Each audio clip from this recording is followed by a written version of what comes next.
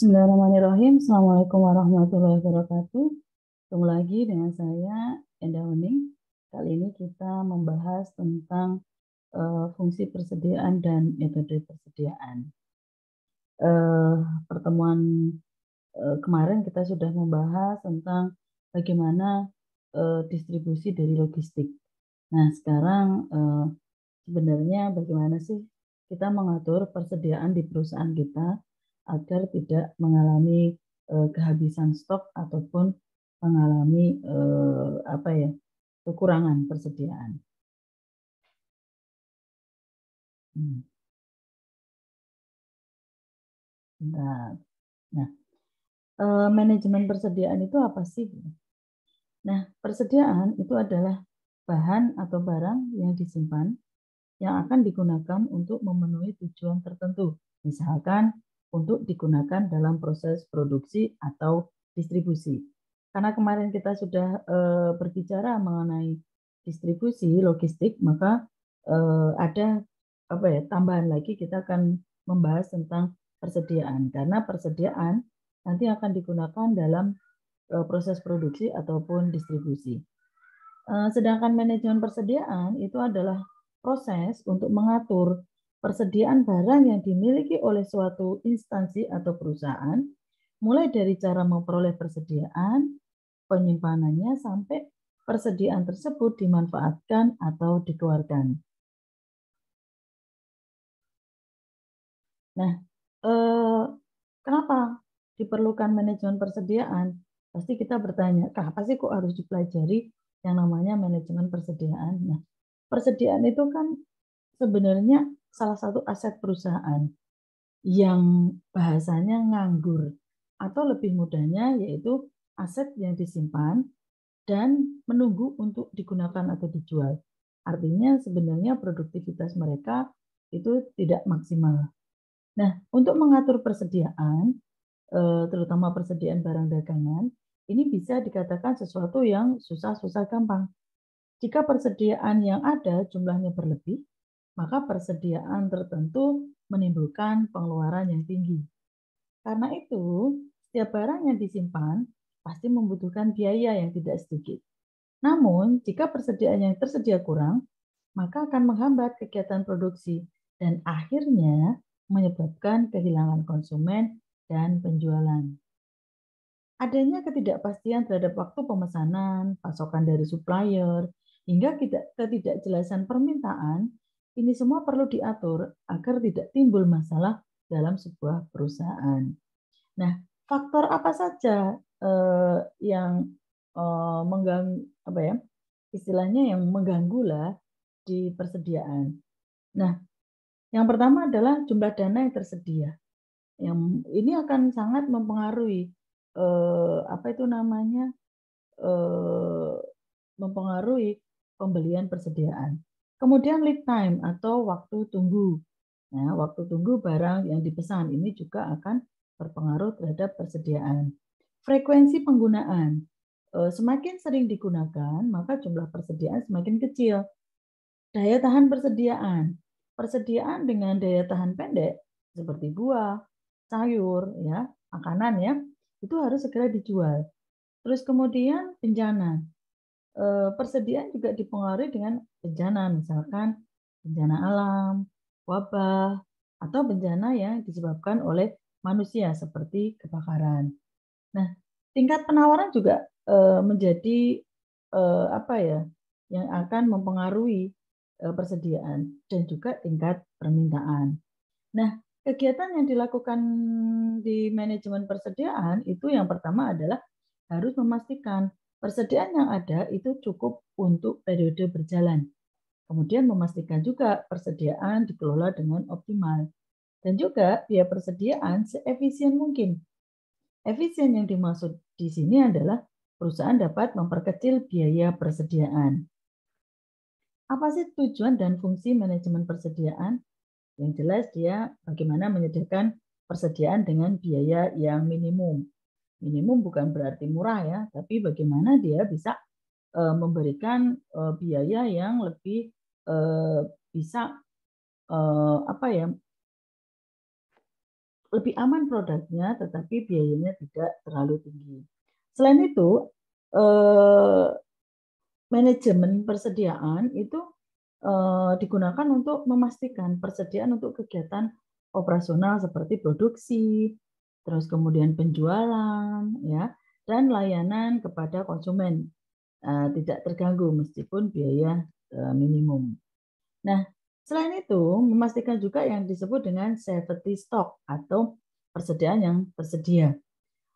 Selain itu mengurangi risiko keterlambatan dalam pengiriman persediaan serta risiko harga yang fluktuatif. Ketika harga persediaan tidak stabil, itu juga akan berpengaruh terhadap operasional perusahaan. Kemudian fungsi berikutnya adalah memperoleh diskon dari pesanan dalam jumlah yang banyak. Ketika kita membeli persediaan dalam jumlah atau kuantitas tertentu, itu biasanya kita mendapat yang namanya diskon. Menyesuaikan pembelian dengan jadwal produksi. Nah, dengan manajemen persediaan, kita bisa menyesuaikan antara persediaan yang ada dan jadwal produksinya. Mengantisipasi perubahan yang terjadi pada penawaran maupun permintaan, dan juga mengantisipasi permintaan yang sifatnya mendadak. Selain itu juga menjaga jumlah persediaan yang hanya tersedia musiman. Kadang kita punya persediaan atau kebutuhan logistik itu hanya sifatnya dia ada ketika musim-musim saja. Sehingga ketika barang sedang tidak musim, perusahaan masih memiliki persediaan.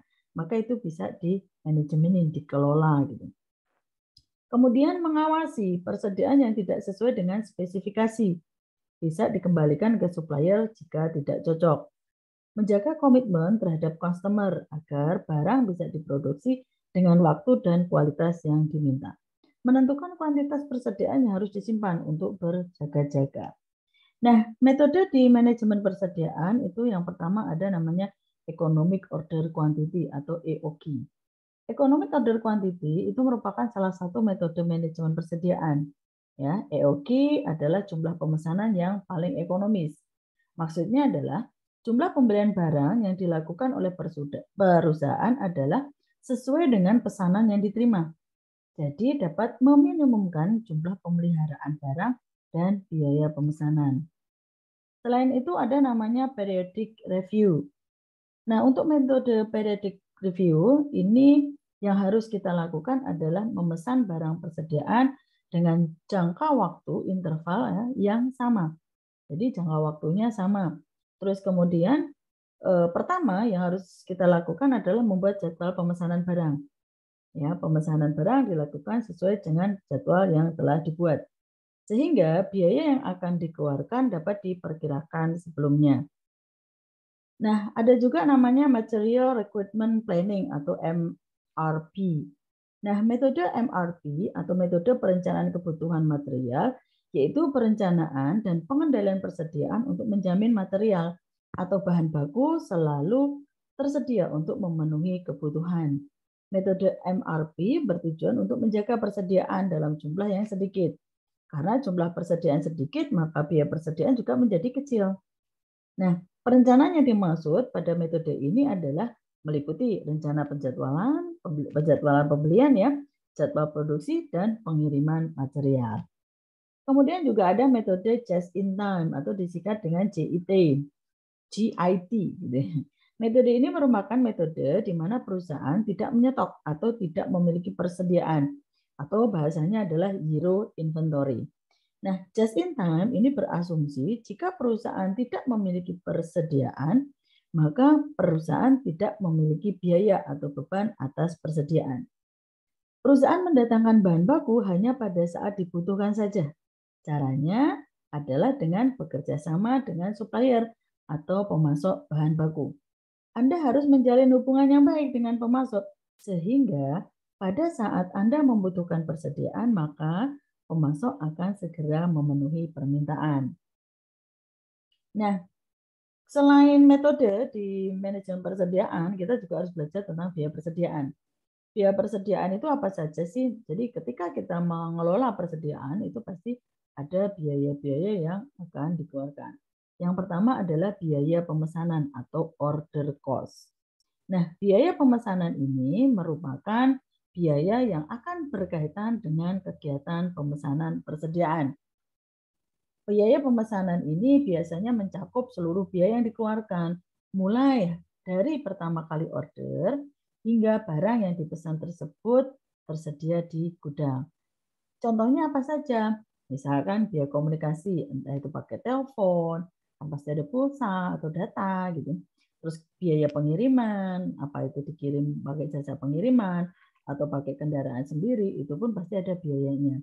Biaya packing, biaya pengemasan ketika barang akan dikirim, itu pasti butuh pengemasan. Terus kemudian biaya pemrosesan pesanan, jadi di dalam perusahaan sendiri ada proses pesanannya, tidak langsung begitu saja gitu. Terus kemudian ada biaya pemeriksaan pesanan. Nah, yang kedua adalah biaya penyimpanan atau carrying cost. Nah, biaya ini adalah biaya yang dapat muncul dan dikeluarkan untuk menyimpan barang atau material yang sudah diorder sebelumnya. Nah, biaya penyimpanan ini dapat berubah sesuai dengan nilai persediaan yang disimpan. Beberapa contoh biaya penyimpanan diantaranya adalah biaya fasilitas penyimpanan, biaya asuransi di penyimpanan ya, terus kemudian biaya keamanannya, biaya keusangan, biaya penyusutan persediaan, biaya penurunan harga karena harga fluktuatif. Juga ada biaya perhitungan fisik dan konsiliasi laporan. Ini biasanya ketika ada perbedaan-perbedaan antara fisik dan pelaporan. Terus kemudian biaya penanganan persediaan.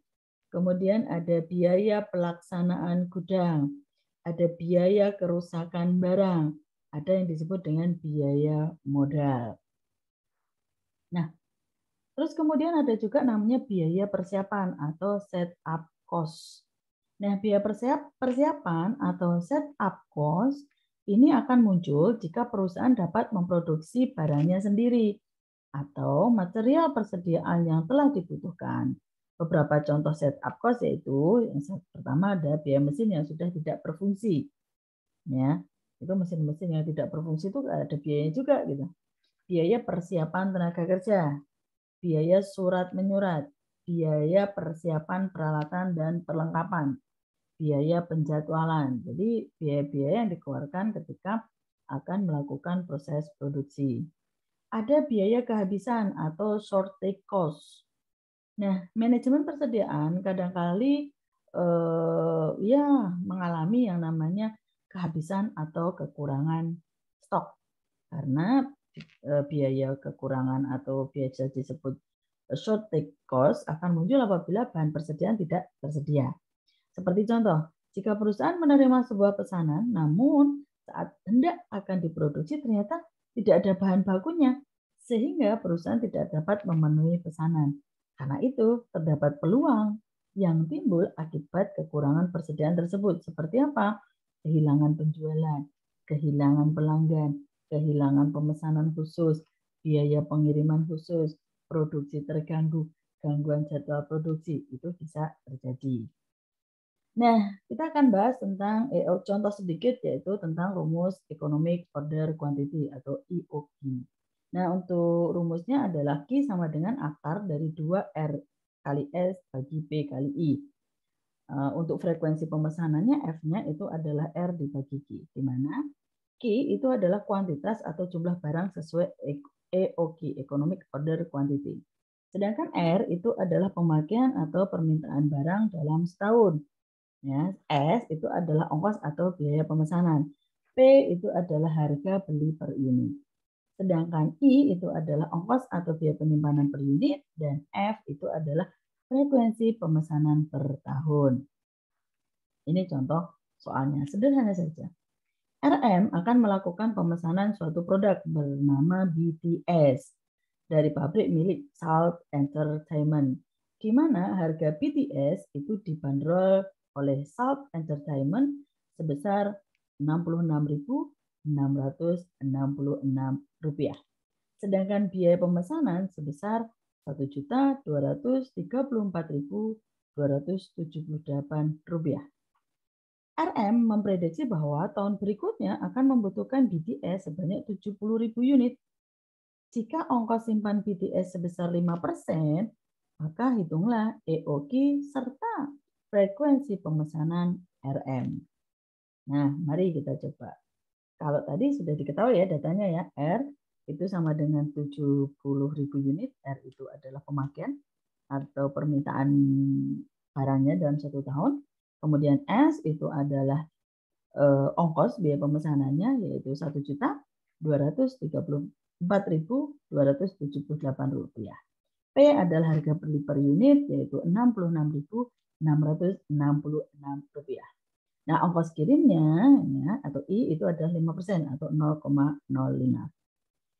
Nah, kita masukkan saja. Jadi di dalam rumus Q sama dengan akar 2 kali S dibagi P kali I. Kita masukkan.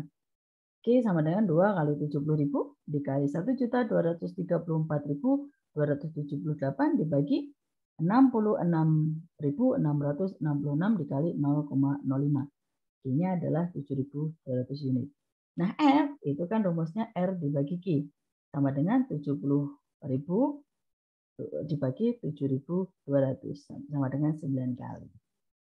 Nah, sehingga pemesanan RM ya harus melakukan pemesanan sebanyak 9 kali dengan jumlah BTS sekali pesan sebesar 7.200 unit. Dari pembahasan soal EOQ di atas dapat disimpulkan bahwa menggunakan economic order quantity tidak hanya membantu mencari jumlah unit barang yang akan dipesan, tapi seberapa sering pemesanan harus dilakukan. Nah, ini ada contoh kasus, silahkan nanti Anda coba. Ya, Anda coba. Nah, itu dari Ibu, semoga bermanfaat. Kita akhiri. Assalamualaikum warahmatullahi wabarakatuh.